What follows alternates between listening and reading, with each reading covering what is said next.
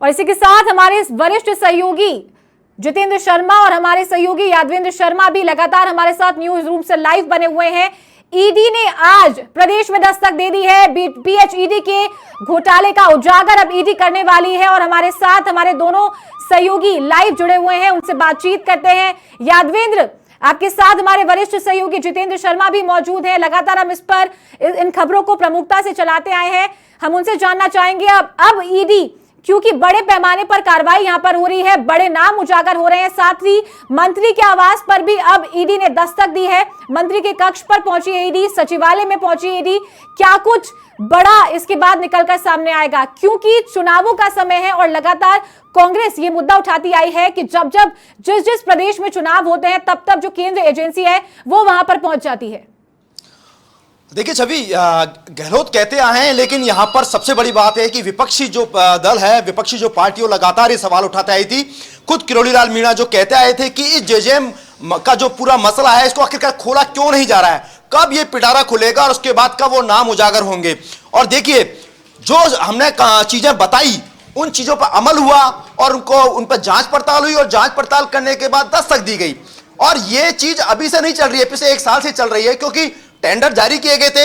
हमारे चैनल ने इस खबर को टेलीकास्ट किया था और उसके बाद उन टेंडरों को कैंसिल किया गया। जितेंद्र जी जो थे, लगातार हमारे जो सहयोगी हैं वो लगातार इसका फॉलो कर रहे थे और लगातार सवाल उठाते आ रहे थे कि आखिरकार इस जो जितनी कम ये जो फर्म है, इन फर्मों को ब्लैकलिस्टेड क्यों नहीं किया जा रहा है। ब्लैकलिस्टेड करने की कार्रवाई की गई, थोड़ी फोरी कार्रवाई की गई है, लेकिन सिर्फ दिखावे के नाम पे वापस से टेंडर जारी किए और उसके बाद 920 करोड़ के आसपास या 960 करोड़ के आसपास के टेंडर जो थे वो जारी किए गए, फर्जी प्रमाण पत्र लगा करके बचाया गया। आज वही लोग हैं, चाहे एसीबी के शिकंजे में फंसे गए हो, लेकिन चारू मैं आपको बता दूं कि ये एसीबी का जो शिकंजा चला था, क्योंकि हम शुरू से कहते आ रहे थे कहीं ना कहीं ये बचाव करने के लिए था।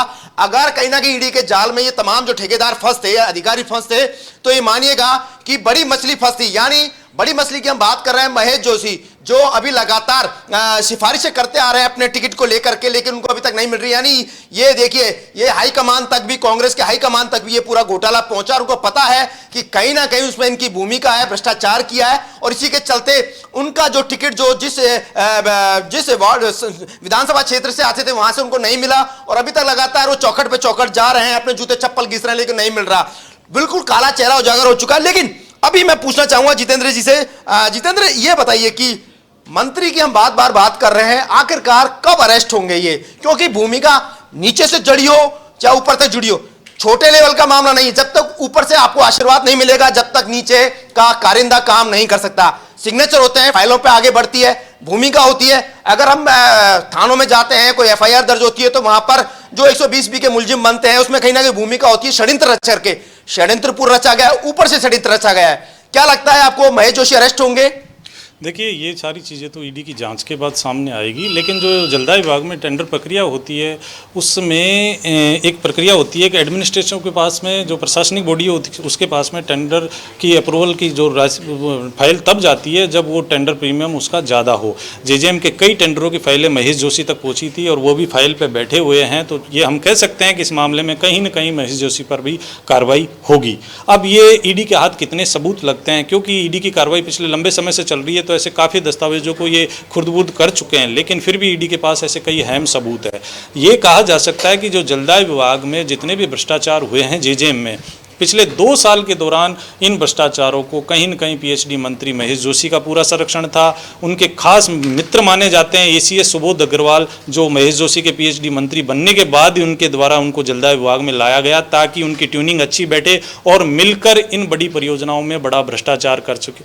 वो इन्होंने किया भी वो खेल, लेकिन कहीं न कहीं इनके खेल की जानकारी मीडिया में प्रकाशित होती रही। तो पिछले बार 2022 में इन्होंने बड़ा खेल किया था, करीब 6000 करोड़ का घोटाला किया था 22000 करोड़ के टेंडरों में, लेकिन उसकी शिकायत ऊपर तक, ईडी तक, सीबीआई तक, प्रधानमंत्री कार्यालय तक, जल शक्ति मंत्रालय तक, सीएम तक और सीएस तक पहुंची। तो अपेक्स कमेटी की चेयरमैन होती है सीएस, जो जेजेएम के काम है, उनकी फाइनल अप्रूवल सीएस के पास जाती है। तो सीएस ने इन तमाम फाइलों को वापस लौटा दिया था। जलदाय विभाग ने तो इन सारे टेंडरों को ऊंची दरों पर अप्रूव करके भेज दिया था, लेकिन 2022 में सीएस ने इन सारे टेंडरों को वापस लौटा दिया और ये कह दिया कि इन टेंडरों में पुलिंग हुई है।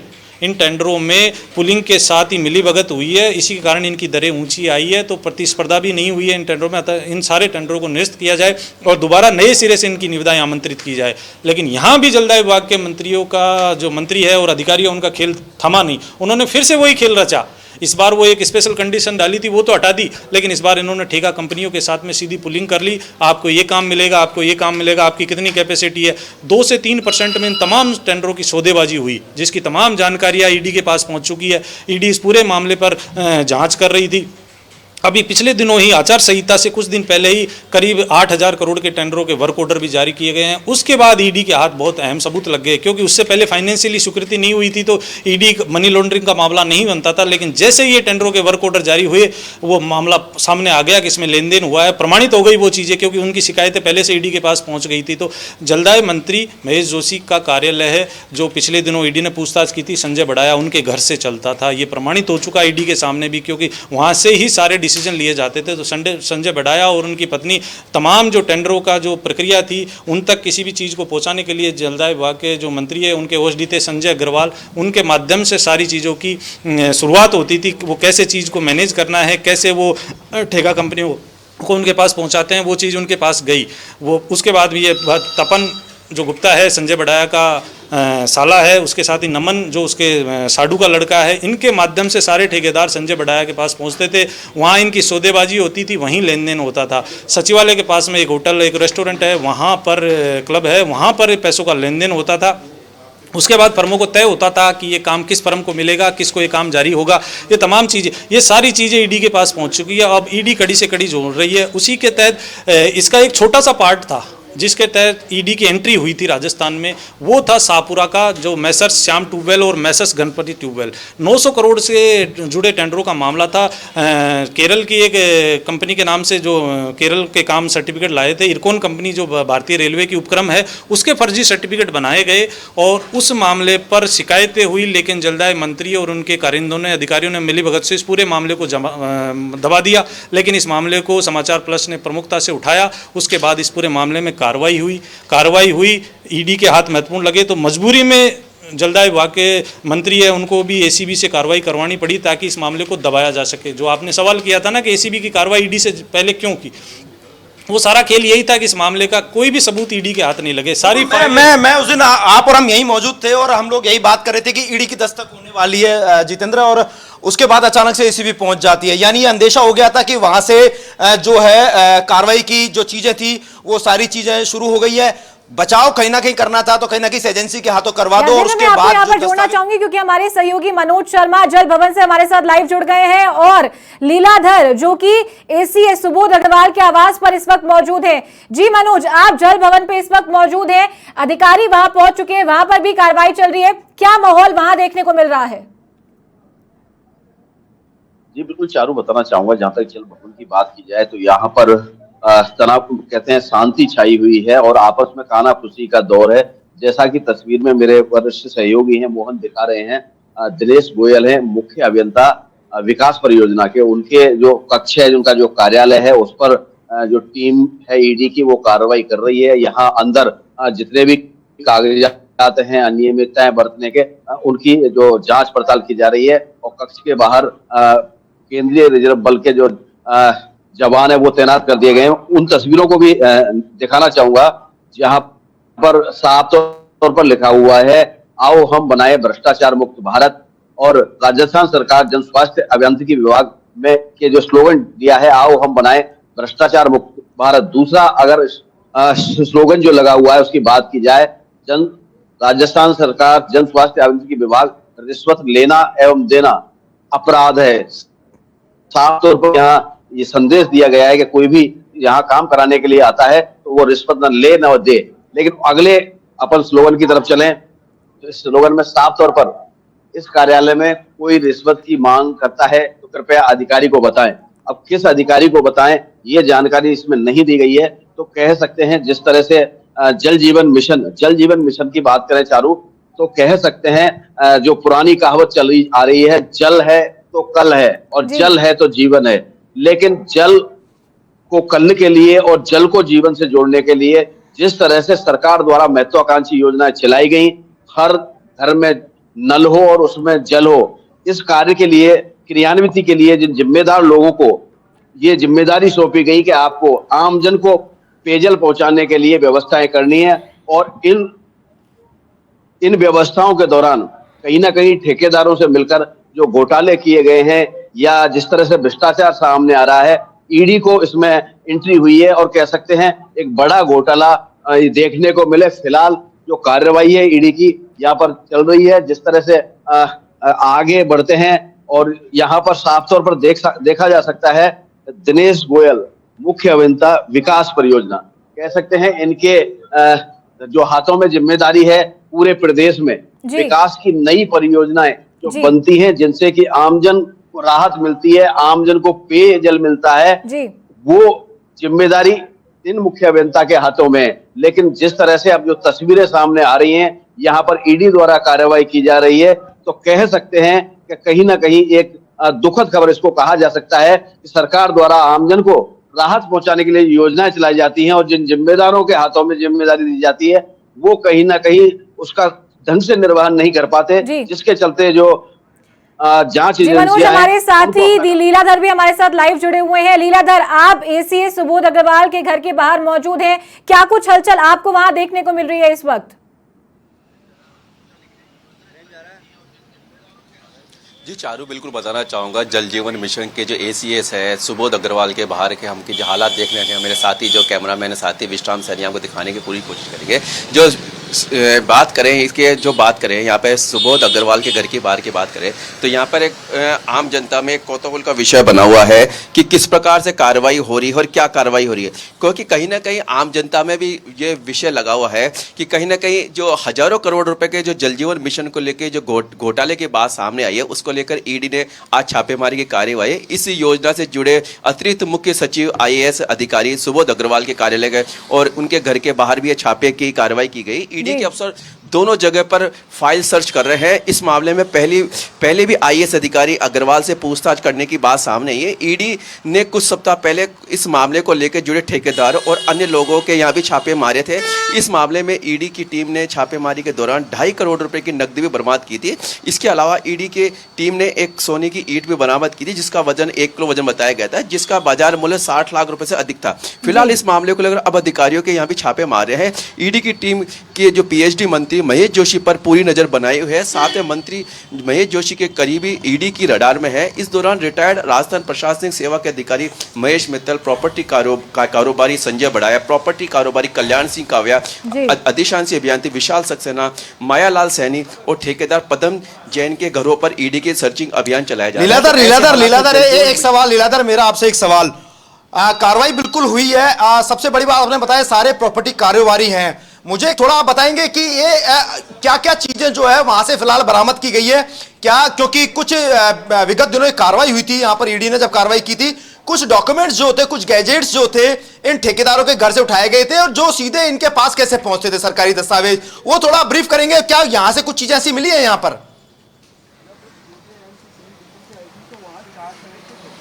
जी बिल्कुल, मैं आपको बताना चाहूँगा कि जो ईडी की कार्रवाई चल रही है, पहले भी कार्रवाई चली थी, क्योंकि ठेकेदारों के जो माध्यम से जो पैसे का लेन देन के आरोप लगे थे, मंत्री के लेवल पर लगे थे, जहाँ तक सांसद किरोड़ीलाल मीणा ने बार बार में इस दस्तावेज को लेकर ईडी में जाने की बात भी कही थी, परंतु कहीं ना कहीं कांग्रेस सरकार के द्वारा और मंत्री जलदाय मंत्री के द्वारा जो बात करें शाहपुरा के जो ठेकेदार है उन पर कोई कार्रवाई नहीं की गई। तो ऐसे में जल जीवन मिशन के घोटाले को लेकर ईडी की कार्रवाई, पहले संजय बड़ाए को भी इसकी भनक लग गई थी। कार्रवाई के एक दिन पहले मोबाइल फोन बदल दिया गया था। संजय के उस फोन के महत्वपूर्ण दस्तावेज है जिसको लेकर ईडी संजय से वह फोन की हासिल करने का प्रयास कर रही थी। ईडी की कार्रवाई के दौरान संजय बड़ाए और रिटायर्ड IAS अफसर महेश मित्तल के आवास पर भी भारी मात्रा में नकदी मिलने की सूचना मिली थी, जिसको गिनने के लिए मशीन भी मंगाई गई थी। फिलहाल ईडी के अधिकारी महेश मित्तल और संजय बड़ाए से पूछताछ करने में जुटी है। ईडी की कार्रवाई से कांग्रेस के नेताओं के जो अधिकारी है, जो कांग्रेस का नेता है, मंत्री है, उनमें हड़कंप सा मचा हुआ है। तो ऐसे हालात में जो महेश जोशी की टिकट की बात करते हैं उसको लेकर एक संशय की भावना भी बदलती जा रही है। कहीं ना कहीं जो महेश जोशी की टिकट को लेकर आम जनता में एक धारणा आती है कि स्वच्छ छवि के रूप में महेश जोशी देखे जा रहे हैं, तो ऐसे में कहीं ना कहीं महेश जोशी की स्वच्छ छवि है उस पर भी दाग लगना प्रारंभ हो गया। कहीं ना कहीं जो सांसद किरोड़ी मीणा ने बार बार में सूचना देते रहे, बताते रहे कि ईडी में कार्रवाई होगी, ईडी की इनके प्रति सरकार सख्त रूप अपनाए, परंतु सरकार की ओर से कोई किसी प्रकार का सख्त रूप है जो नहीं अपनाया गया, जिस कारण से आज ईडी जो केंद्रीय एजेंसी है लीलाधर इसीलिए ये सारी चीजें हुई है। अभी तक महेश जोशी का टिकट जो है डिक्लेयर नहीं हो पाया है। उनको पता है, ऊपर लेवल पे हाईकमान को पता है कि कहीं ना कहीं गाज गिरनी है, और जो कड़ी जुड़ी हुई है भ्रष्टाचार से वो कहीं ना कहीं महेश जोशी से और उनके बेटे से जुड़ी हुई है। और ये पूरा जो मिशन का जो घोटाला चल रहा था जेजेएम का, उस तक केंद्र सरकार की पूरी नजर बनी हुई है, केंद्रीय एजेंसियों की नजर बनी हुई है। इसीलिए इनका जो टिकट है वो अभी तक डिक्लेयर नहीं किया है, और लगातार महेश जोशी जो है वो भगवान के द्वार पर जाकर के अपनी चौखट रगड़ रहे हैं, वहां चौखटों पर जाकर माथा टेक रहे हैं। ये माना जाए, यानी अंदेशा है कि इन पर भी कहीं ना कहीं रडार पे जब ये थे, यानी ये कहीं ना कहीं ईडी के जाल में फंसने वाले हैं, ये पूरा तय था निश्चित तौर पे माना जाए बिल्कुल इसको। लीलाधर जी बिल्कुल राहुल, आपने बिल्कुल सही कहा। जहां तक बात करते हैं महेश जोशी की टिकट की वितरण की बात करें कि क्योंकि आला कमान ने इस पर रोक लगाने की कार्रवाई की गई थी, हालांकि कारण चाहे जो भी रहे, परंतु जिस ईडी की कार्रवाई को देखते हुए महेश जोशी की टिकट को काटने का जो पहल आला कमान ने सोच समझ कर लिया है, और अभी तक जो कांग्रेस की 3-4 लिस्ट आने के बावजूद भी महेश जोशी का टिकट है वो कंफर्म नहीं हो पा रहा। तो ऐसे हालातों में जो महेश जोशी है, कभी सालासर मंदिर जा रहे हैं, कभी चांदपल हनुमान जी जा रहे हैं, चाहे जयपुर आराध्य देव के मंदिर जा रहे, ठाकुर के मंदिर गोविंद देव जा रहे हैं, तो ऐसे में भगवान के शरण में जाकर वो टिकट की अरदास लगा रहे हैं। परंतु कहीं ना कहीं जो कांग्रेस के आला कमान उनको भी लग रहा है कि कहीं ना कहीं जो जल जीवन मिशन केंद्र सरकार का बहुत बड़ा प्रोजेक्ट है, उसमें जो बात कर पीएम जो मोदी है डायरेक्ट जुड़े हैं, आम जनता को पानी की बात करते हैं, पानी पिलाने की बात करते हैं, आम जनता से जुड़े हैं। तो ऐसे कई हालात हैं राहुल जो इनको लेकर जो महेश जोशी पर अब जो गाज गिरने वाली है, तो कहीं ना कहीं अब जो आगे जो कार्रवाई होगी जो मंत्री महेश जोशी पर गिरने वाली है। जी राहुल। देखिए मनोज मेरे साथ, मेरे सहयोगी मनोज जी, क्या स्थिति है वहां पर? अभी आप जल भवन पे पहुंचे हैं और अभी फिलहाल प्राइमरी जो वहां पर चीजें चल रही है उसमें क्या चीज निकल करके सामने आ रही है? आपके क्या ईडी के अधिकारियों से बातचीत करी? वहां का हाल क्या है? वहां के अधिकारी लोग क्या कह रहे हैं? क्या वहां पर गपशप चल रही है? ये सारी चीजें बिल्कुल बताना चाहूंगा। जिस तरह से बात की जाए जल भवन की, तो यहाँ जल भवन में एक जो यहाँ के कर्मचारी हैं, जितने भी कार्मिक हैं, उनमें एक कौतूहल का विषय बना हुआ है कि जो कार्रवाई चल रही है कितने लोग इसमें लपेटे में आएंगे, कितने अधिकारी हैं, कितने कर्मचारी हैं जो इसमें लिप्त हैं, उन सबकी जांच होगी। फिलहाल जो तस्वीरों में देखा जा सकता है कि ये जो कार्यालय कक्ष है, दिनेश गोयल मुख्य अभियंता है विकास परियोजना, जो इनके कक्ष के बाहर केंद्रीय रिजर्व पुलिस का जो जाब्ता है वो तैनात है, और कहीं ना कहीं कह सकते हैं कि इस कक्ष में जो कार्रवाई है, जो टीम है ईडी की वो कार्रवाई है वो कर रही है।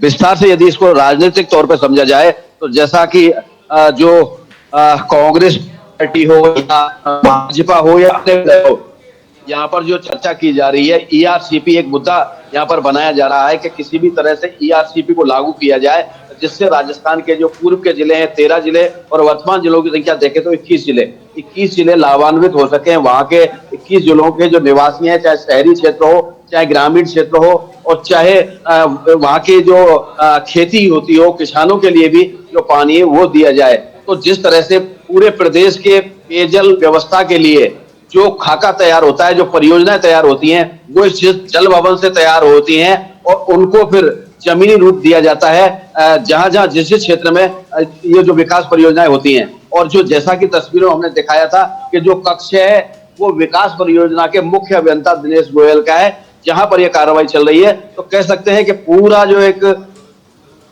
ईडी जो छापामार कार्रवाई है, कहीं ना कहीं जब इसका बिल्कुल जांच होकर जब मामला सामने आएगा तो एक बड़ा घोटाले के रूप में देखने को मिलेगा। मनोज, एक मेरा सवाल, प्रॉपर्टी कारोबारी कनेक्टिविटी आईएएस अधिकारियों से, मंत्रियों से क्या लेना देना? क्या चीज सामने आ रही है? कैसी कनेक्टिविटी रही है इनकी? इनके घर पे भी ईडी ने दस्तक दी है, ईडी की कार्रवाई चल रही है, उनके ठिकानों पे आलोक खंडेलवाल हो या फिर रामकरण शर्मा हो, इन दोनों को, क्या भूमिका रही है इनकी, सांठगांठ कैसे चलती थी? क्योंकि जेजेएम का घोटाला छोटा मोटा घोटाला नहीं है, प्रॉपर्टी से जुड़ी चीजें हैं, बड़े काम जो है इनके पड़ते हैं, और निश्चित तौर पे जब एक आईएएस अधिकारी की भूमिका जब इनके साथ होती तो निश्चित तौर पे घोटाला कहीं ना कहीं होना है। चीजों को परे रख करके कुछ चीजें जो थी लाभ जो है वो लाभ इनको पहुंचाया जाता है, इस तरह की चीजें हैं। क्या लग रहा है, क्या भूमिका है इनकी, रामकरण शर्मा और साथ में आलोक खंडेलवाल और सुबोध अग्रवाल जो है, इनका क्या मेल जोल रहा है पूरा? जी बिल्कुल, अधिकारी हो या ठेकेदार हो या कर्मचारी हो या कोई भी कह सकते हैं, कहीं ना कहीं यहाँ जो खेल है, जो रिश्ता है, वो पैसों का है और पैसा बोलता है। अब पैसा जब बोलता है, नंबर 2 का पैसा है वो भी बोलता है और नंबर 1 का पैसा है वो भी बोलता है। यहाँ जो तस्वीरें जो देखने को मिल रही हैं, जिन अधिकारियों के नाम सामने आ रहे हैं, जिन कर्मचारियों के नाम सामने आ रहे हैं, या जिन नेताओं के नाम सामने आ रहे हैं, जिन ठेकेदारों के नाम सामने आ रहे हैं, यहाँ पर जो रिश्ता है वो पैसे का है, एक लोभ का है कि भाई तुम मुझे काम दो, मैं तुमको पैसे दूंगा, और जो प्रदेश की जनता है उसके लिए जो जल पहुंचना चाहिए वो नहीं हो पाया। तो कह सकते हैं मूर्त रूप से जल जीवन का जो कार्य है वो होना था, वो नहीं हो पाया। और कहते हैं यहाँ पर जो तस्वीरों में देखा जा सकता है कि जो ईडी की टीम चल रही है, और फिलहाल ईडी की टीम कब बाहर निकलेगी और कोई खुलासा कर पाएगी। जी देखिए मनोज, बिल्कुल निश्चित तौर पे एक बड़ी बात यह है कि क्योंकि विगत दिनों चौमू के अंदर एक डकैती डली थी और वहां पर एक संबंधित अधिकारी, जलदाय विभाग के ठेकेदार, उन्होंने अपनी काली कमाई जो थी वो अपने रिश्तेदार के यहाँ पर अपने ससुराल पक्ष में रखवा दी थी। और जो बड़े पैमाने पर जब वहां पर कुछ दस्तावेज मिले थे, मुझे बहुत अच्छे से याद है, मैंने इसको बहुत अच्छे से कवर किया था, और ये करीब 100 करोड़ से ज्यादा की प्रॉपर्टी के दस्तावेज थे। 100 करोड़ की प्रॉपर्टी के दस्तावेज उस समय थे जब एसीबी की कार्रवाई हुई थी, और एसीबी की कार्रवाई से पहले यहाँ पर भनक लग गई थी कि ईडी की कार्रवाई हो सकती है। उसके बाद जो संबंधित ठेकेदार है उसने अपनी इस काली कमाई को जो है वो अपने रिश्तेदार के यहाँ पर रखवा दिया था। और उसके बाद जब डकैती डली तो उसके बाद पता चला कि ये सारी काली कमाई जो है ये जेजेएम से जुड़े जो टेंडर जारी हुए थे उससे जो अर्जित की गई काली कमाई थी, उसी से अर्जित किए गए प्रॉपर्टी के बड़े बड़े दस्तावेज जो थे वो उसने रिश्तेदार के यहाँ पर बिल्कुल दबा दिए थे। देखिए मुझे बहुत अच्छे से पता है ये सारी चीजें, और मैं उच्च अधिकारियों से मेरी बातचीत हुई और ये बात भी पता चला कि कुछ जलदाय विभाग से पीएचडी से जुड़े हुए कुछ डॉक्यूमेंट जो हैं वो भी कहीं ना कहीं रिश्तेदारों के यहाँ से बरामद हुए थे। इन्वेस्टिगेशन लगातार चल रही थी। अब मनोज, मेरा एक बड़ा सवाल, ये जो जांच चल रही है ईडी की, ये कहां तक, किन किन लोगों तक जाने वाली है अब ये, और कौन कौन से लोग हैं, कौन कौन से अधिकारी जो हैं वो इनके रडार में है अभी? जी बिल्कुल बताना चाहूंगा, फिल्मी गाना है, एक चेहरे पे कई चेहरे लगा लेते हैं लोग। तो यहाँ जो कारनामे हैं इसी तरह से खुलकर सामने आते हैं। मेरे सहयोगी वीडियो जर्नलिस्ट मोहन से कहूंगा थोड़ा आगे की तरफ बढ़ते हैं और ये जल भवन का जो कार्यालय है इसको आगे की तरफ बढ़ के देखते हैं कि और कहां कहां जो कार्रवाई है वो चल रही है। जहां तक आपने बात की थी, जब डकैती डली तो वहां पर दस्तावेज बरामद हुए, तो कह सकते हैं जितने भी जो अधिकारी हैं, कर्मचारी हैं और ऐसे जो लोग होते हैं जो नंबर 2 के पैसे से आगे बढ़ते हैं, तो कहीं ना कहीं जो प्रॉपर्टी है या अन्य जो वस्तु है, चाहे चल संपत्ति हो चाहे अचल संपत्ति हो, कहीं ना कहीं अपने नाम से ना करके जो उनके रिश्तेदार होते हैं या मिलने जुलने वाले होते हैं उनके नाम से करते हैं। उनके जो दस्तावेज हैं वहां पर बरामद होते हैं। ऐसा कई बार जो तस्वीरों में देखने को मिला है कि कई बार अधिकारियों के रिटायरमेंट होने के बाद भी ऐसी स्थितियां सामने आती हैं कि वहां पर जो काला धन अर्जित किया गया था उसको लेकर विवाद भी देखने को मिला है। तो कह सकते हैं यहाँ पर जो जल भवन है, यहाँ पर ईडी की जो कार्रवाई है वो फिलहाल चल रही है। हाँ देखिए, लीलाधर मेरे साथ जुड़े हैं। लीलाधर, क्या स्थिति नजर आ रही है वहां पर? सवाल अभी भी मेरा यही है, कद्दावर मंत्री पर कब कार्रवाई होगी? सरकार ने उनके खिलाफ कोई कार्रवाई नहीं करी, क्या ईडी कार्रवाई करेगी? निश्चित तौर पे क्या अरेस्ट होंगे? क्यों नहीं किया गया अब तक उनके खिलाफ शिकंजा? सरकार ने क्यों नहीं लिया गया? क्योंकि लगातार सवाल उठ रहे थे, कटघरे में थे, लेकिन क्या अपने पद का, ओहदे का फायदा उठा करके लगातार फायदा उठाता है? क्या नसें ऐसी दबी हुई थी सरकार की जिसके चलते इनको नहीं हटाया गया और लगातार एक बड़ा विभाग इनको लगातार सौंपा गया? माना जाता है कि जब भी कोई ऐसे आक्षेप किसी मंत्री के ऊपर लगते हैं तो उसके विभाग को बांट दिया जाता है या उसके विभाग को उसको उस विभाग से हटा करके, क्योंकि दाग नहीं लगने देना चाहती सरकार, लगातार जनता की सेवा करती है, उसके बावजूद लगातार वो उसी विभाग में बने रहे, लगातार टेंडर की प्रक्रियाओं में घोटाले होते रहे, उनकी आंखों के नीचे लगातार उन्हीं ठेकेदारों को टेंडर जारी होते रहे, फर्जी अनियमितताएं होती रही, फर्जी टेंडर जारी होते रहे, फर्जी योग्यता प्रमाण पत्र जो है वो यहां पर देते रहे और उन्हीं फर्मों को यहां पर टेंडर जारी होते रहे। कब तक ये सिलसिला चलेगा, मतलब क्या लगता है आपको?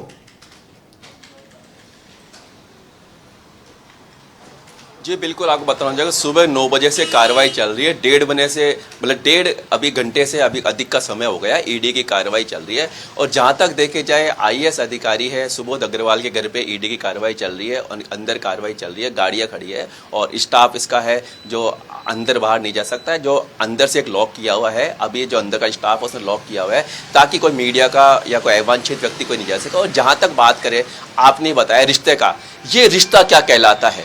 जी बिल्कुल, आपको बताना चाहूँ ये रिश्ता क्या कहलाता है। वाकई में बिल्कुल सही है, ठेकेदारों के साथ, मंत्री के साथ, अधिकारियों के साथ जो लेन देन के आरोप प्रत्यारोप लगते आ रहे हैं, उनसे ये रिश्ता क्या कहलाता है। वास्तव में कहीं न कहीं करोड़ों रुपए का जो घोटाला है वो जल जीवन मिशन के माध्यम से देखा जा रहा है। केंद्रीय जो सरकार है, भाजपा सरकार है, प्रधानमंत्री नरेंद्र मोदी की ओर से जल जीवन मिशन की योजना चलाई गई थी। उसके अंदर हर व्यक्ति को घर तक नल पहुँचाने की चाहिए, पानी पहुँचाने की बात की जाए। परंतु कहीं न कहीं बात करें कांग्रेस सरकार की ERCP योजना, मेरे अभी साथी ने ERCP योजना की बात की, कांग्रेस की सरकार हमेशा ERCP योजना के लिए केंद्र सरकार पर, यहाँ तक कि 2500 सांसद जीत के गए थे, उन पर भी दबाव बनाने की कोशिश की। तो कहीं ना कहीं ऐसा लग रहा है ERCP योजना लागू नहीं हुई, तो इसको लेकर इन्होंने एक बीच में एक भारतीय जनता पार्टी के खिलाफ कांग्रेस सरकार ने आक्रोश भी दिखाया था, अपना गुस्सा भी दिखाया था, विरोध प्रदर्शन भी किया था। परंतु कहीं ना कहीं जब देखा जा रहा है कि जल जीवन मिशन में ऐसे घोटाले हो रहे हैं, तो क्या ERCP योजना लागू होती तो क्या उसमें भी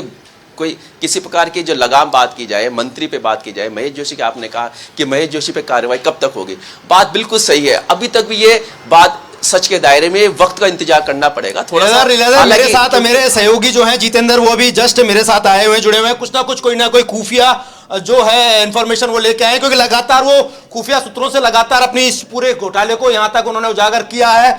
और मैं जानना चाहूंगा जितेंद्र, क्या जानकारी लेके आए? आप अभी लगे हुए थे फोन में लगातार आप। देखिए, एसीबी की वो ईडी की जो टीम है, 4 टीमें जलभवन में पहुंची है और उन्होंने, मैंने पहले भी जिक्र किया था कि उन्होंने जलदाय विभाग से कुछ रिकॉर्ड मांगा था, वो 15 से 20 दिन हो गए रिकॉर्ड उपलब्ध नहीं करवाया था। तो वो सारे डाटा थे एफसी से जुड़े हुए, जहां ये जेजेएम के टेंडर जो फाइनेंस कमेटी की मीटिंग में अप्रूव होते हैं, जिसके चेयरमैन होते हैं ACS जो सुबोध अग्रवाल है, उन्होंने इनको अप्रूव किया था। उससे जुड़े हुए तमाम जो एफसी नंबर 800 से लेके 875 नंबर तक की एफसी के मतलब करीब 75 एफसी के डिसीजनों की उन्होंने प्रति मांगी थी। उसको लेकर ये काफ़ी दिनों से इनके बीच में मशक्कत चल रही थी कि ये दस्तावेज उपलब्ध करवाया जाए या नहीं करवाया जाए, लेकिन इन्होंने रिकॉर्ड उपलब्ध नहीं करवाया। उससे पहले ही ईडी ने आज ये कार्रवाई कर दी। ईडी की टीम में 4 जगह कार्रवाई कर रही है। जो चीफ इंजीनियर स्पेशल प्रोजेक्ट है दिनेश गोयल, जिन्होंने ये सारे टेंडर लगाए थे, बड़ी परियोजनाओं के 22,000 करोड़ से जुड़े हुए टेंडर थे वो, वहीं इन टेंडरों को अप्रूव करने वाली जो चीज़ है वो है टेक्निकल बॉडी होती है, जिसको RWSM भी बोलते हैं।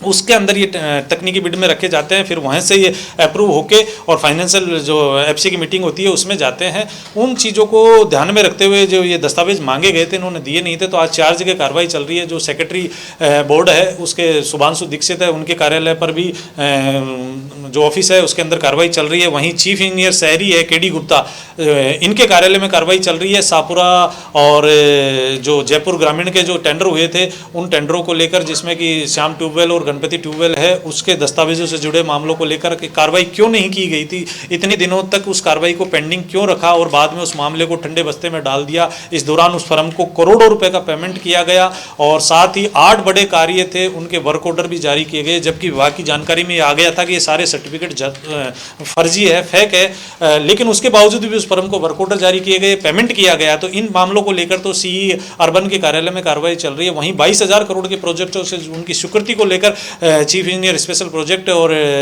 सेक्रेटरी बोर्ड और TM जो कि चीफ इंजीनियर के रैंक का अधिकारी होता है, जलदाय विभाग में चीफ इंजीनियर ही होता है, उसके कार्यालय में ये अप्रूव होते हैं। इनकी सहमति के बाद में ही ये टेंडर फाइनेंस कमेटी में लगते हैं और वहाँ पर ये तमाम लोग उसके सदस्य होते हैं। इनकी स्वीकृति के बाद में फाइनेंस कमेटी में इनको जारी किया जाता है। तो अब ये प्रमाणित होता जा रहा है कि ये सबकी मिलीभगत थी और इनकी मिलीभगत से इन टेंडरों को अप्रूव किया गया है।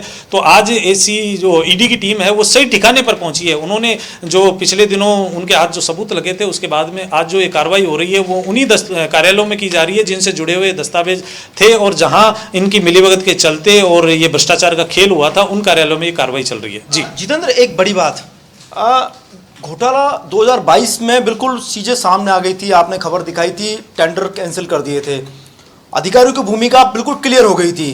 हम कहते हैं कि चलो मंत्री के खिलाफ आप नहीं, क्योंकि आप अपनी दाग जो सरकार पर दाग नहीं लगाना चाहते हैं। उन अधिकारियों के खिलाफ क्या कार्रवाई की गई? मुझे याद है कि एक कमेटी बैठाई गई थी, उस कमेटी में ये प्रूव करने के लिए रखा गया था कि कितना घोटाला हुआ है, किस पैमाने पर हुआ और इनकी क्या क्या भूमिका रही है। अगर कहीं ना कहीं भूमिका पाई जाती तो संबंधित अधिकारियों के लिए कार्रवाई की जाएगी। एक ही लाइन में जवाब देना चाहूंगा कि उस पूरे मामले को जल्दाई विभाग, क्योंकि घोटाला करने वाले भी यही थे और जांच करने वाले भी यही थे, एक ही लाइन में इन्होंने जवाब दे दिया कि जब टेंडर हुए ही नहीं तो घोटाला कैसा। इन्होंने अपने आप को ये कहते हुए खुद को क्लीन चिट दे ली थी और उस मामले को वहीं रफा दफा कर दिया था। लेकिन ईडी ने पिछले दिनों इनसे जवाब मांगा था कि जब आपने टेंडर लगाए, 1 साल तक टेंडर प्रक्रिया चली, उसमें करोड़ों रुपए सरकारी जो एजेंसियों का पैसा खर्च हुआ, समय खराब हुआ, जनता को टाइम पे पानी नहीं मिला, उन प्रोजेक्टों की लागत बढ़ गई। टेंडर नहीं होने से करीब 5,000 करोड़ रुपए उनकी लागत बढ़ गई, जो टेंडर प्रीमियम है उसकी राशि बढ़ गई। तो उसके लिए जिम्मेदार कौन है, उसका नाम आप बताएंगे, उसके लिए दोषी अधिकारियों पे कौन कौन है, उनके खिलाफ आपने क्या क्या कार्रवाई की। ये पिछले दिनों ईडी ने इस पर जवाब मांगा था लेकिन उसका जवाब ही नहीं दे पा रहे थे, क्योंकि सारे अधिकारी मरते हैं, क्योंकि सब ऊपर से नीचे हुए मिलीभगत थी, संस्थागत भ्रष्टाचार हुआ था। एक अधिकारी अगर लपेटे में आता है तो सारे लपेटे में आएंगे। तो आपस में एक दूसरे को बचाने के लिए इन्होंने कोई कार्रवाई नहीं की। दोबारा 2023 में मई में ये टेंडर लगे, अभी अक्टूबर तक मैंने देखा ये टेंडर लगे, उसके बाद जब ईडी पहुंची उसके बाद जांच हुई, ये सारी चीजें वापस उजागर हुई। उसके बाद कुछ जगह खुदाई भी हुई कि आपने सवाल उठाया कि जो मटेरियल यूज होना था, जो पाइप यूज होना था, वो पाइप नहीं लगाए गए, खुदाई हुई और अलग चीजें निकली। ये तो क्लियर था बिल्कुल सारी चीजें की।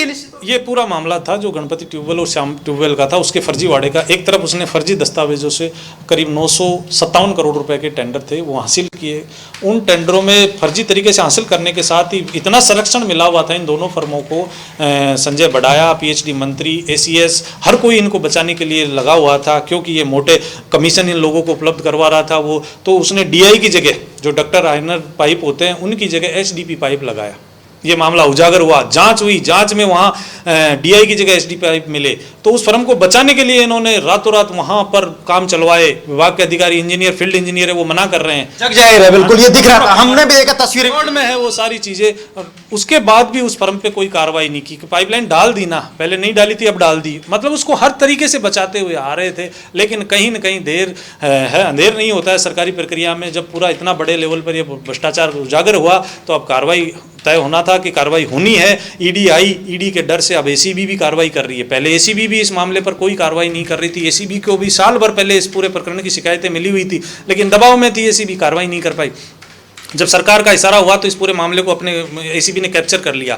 2-3 महीने तक एसीबी इस मामले को दबाती रही, लेकिन पीछे पीछे ईडी लगी हुई थी। ईडी के डर से अब एसीबी भी कार्रवाई कर रही है इस मामले में। अब 2-2 एजेंसियां एक ही प्रकरण में कार्रवाई कर रही है। आगे आगे एसीबी चल रही है, पीछे ईडी कार्रवाई कर रही है। लेकिन अब ईडी ने एक दूसरे प्रकरण 22,000 करोड़ से जुड़े हुए प्रोजेक्ट है, उनको लेकर भी ईडी कार्रवाई कर रही है। कि सबसे बड़ा भ्रष्टाचार तो ये है, एक तरफ वो फर्जीवाड़ा तो है ही, साथ ही ये बड़ा फर्जीवाड़ा है कि इसमें बड़ी जो कंपनियां हैं जिन्होंने फर्जी दस्तावेज लगाए, एसपीएमएल को कह लो, जीवीपीआरएल कंपनी वो है जो मध्य प्रदेश में ब्लैक लिस्टेड है, उस फर्म को राजस्थान में काम दे दिया गया। आरटीपीपी एक्ट ये कहता है कि कोई भी फर्म अगर भारत के अंदर कहीं भी ब्लैक लिस्टेड है तो उस फर्म को काम नहीं दिया जा सकता। लेकिन राजस्थान में मेहरबानी हुई, उस फर्म को करीब 1200 करोड़ रुपए के काम दिए गए। तो ये जितेंद्र एक बड़ी बात ये चीजें जांच पड़ताल तो प्राइमरी जब टेंडर लगते हैं वो प्रक्रिया पूरी होती है, वो प्रक्रिया बताइए थोड़ा, क्योंकि आम लोगों को पता नहीं है। आम लोगों को ये पता है कि जेजेएम घोटाला हुआ है, प्रक्रिया कैसे की गई, टेंडरों की प्रक्रिया। ये लोग ब्लैकलिस्टेड थे, इनके पहले भी कारनामे सामने आए होंगे, तभी ब्लैकलिस्टेड की हुई फर्म है, उसके बाद इनको ये टेंडर प्रक्रिया जारी की गई। क्या प्रोसेस होता है, उस प्रोसेस के बाद में इनके साथ क्या होना चाहिए था, और इनको यहाँ पर लड्डू बांटे गए। एक तरीके से इनको बहुत ही ज्यादा लोग लुभावना लालच दे करके, और कहीं ना कहीं फायदा जुड़ा होगा कमीशन खोरी का, जो चीजें चलती हैं। देखो, हर सरकारी डिपार्टमेंट में 5 लाख से ऊपर का कोई भी टेंडर होगा वो ऑनलाइन आमंत्रित किया जाता है। वो बड़ा गोपनीय प्रक्रिया होती है। उसमें कौन सी फर्में पार्टिसिपेट कर रही है किसी को पता नहीं रहता, यहाँ तक कि विभाग के अधिकारियों को भी पता नहीं रहता। जब टेंडर डल जाता है और जब उसकी टेक्निकल बिड खोली जाती है, तब सबको जानकारी मिलती है कि इस टेंडर में ये फर्में आई है। उसके बाद में उसके दस्तावेजों की जाँच की जाती है टेक्निकल बिड में वो दस्तावेज जो इनकी कंडीशंस होती है, अगर उनको शर्तों को पूरा करते हैं तो वो फर्में उसमें पास हो जाती है। जो शर्तों को पूरा नहीं कर पाती है उनको टेक्निकल बिड में डिस्क्वालीफाई कर दिया जाता है। बाद में वो हाई अथॉरिटी के पास में अप्रूव होने जाती है। जो टेंडर अथॉरिटी होती है उससे हाई अथॉरिटी के पास में उनको अप्रूवल के लिए भेजा जाता है। वो उन दस्तावेजों की जांच करती है। उनकी अप्रूवल के बाद में वापस वो आते हैं और उनकी फाइनेंशियल बिड, वित्तीय बिड, अगर इन फर्मों ने क्या रेटें डाली है वो उसके लिए वापस आती है। उसकी वित्तीय बिड खोली जाती है, जिसमें जो L1 फर्म होती है यानी जिसकी दरें सबसे कम होती है उसको वो कार्य दिया जाता है। अगर उसकी दरें ज़्यादा है तो उससे पहले विभाग का एक बिड एवेल्यूएशन कमेटी होती है, वो उसका रेट जस्टिफिकेशन भी मांगती है और उसके दस्तावेजों की जांच करती है। वो विभाग उसका एक रेट जस्टिफिकेशन तैयार करती है कि इस रेट जस्टिफिकेशन तक अगर इसकी दरें हैं तो वो उचित है, अगर इससे ज़्यादा है तो उसको नेगोशिएशन किया जाता है, उससे दरों को कम करने के लिए प्रस्ताव मांगा जाता है। अगर वो सहमति दे देती है तो उसका नेगोशिएशन ले लिया जाता है और उसके बाद में उसको वर्क ऑर्डर जारी करने की प्रक्रिया होती है। वो टेंडर फाइनेंस कमेटी में जाता है, वहाँ से अप्रूव होता है और उसके बाद उसको वर्क ऑर्डर जारी होता है। यानी कई चरणों से गुजरती है। अगर विभाग के अधिकारी इस प्रक्रिया को देखे तो एक पहली जगह टेक्निकल बिड में ही सारा फर्जीवाड़ा सामने आ जाता है। लेकिन ये धृतराष्ट्र की तरह सारे अंधे बने बैठे थे क्योंकि इनको मोटा कमीशन मिल रहा था। ऊपर से अधिकारियों को निर्देश थे, मंत्री लेवल से ACS लेवल थे कि इन फर्मों को ये काम देने हैं, तो उन्होंने सारी नकारात्मक चीज़ें थी, जो नेगेटिव चीज़ें थी, उनको ऊपर गौर ही नहीं किया और अंधे होकर इन फर्मों को काम बांटते रहे। और उसी का नतीजा रहा कि ये भ्रष्टाचार तेज़ी से विभाग में बढ़ता रहा। जो कभी जलदाय विभाग में भ्रष्टाचार के नाम से डरते थे वो लोगों ने भी ऐसा देख लिया कि यार यहाँ तो खुलेआम भ्रष्टाचार हो रहा है, तो सब लोग इन्वॉल्व हो गए। चलिए यादवेंद्र, आप सभी का तमाम जानकारियों के लिए शुक्रिया। आप अपनी नजर बनाए रखें और इस मामले पर लगातार अपडेट हमें देते रहे।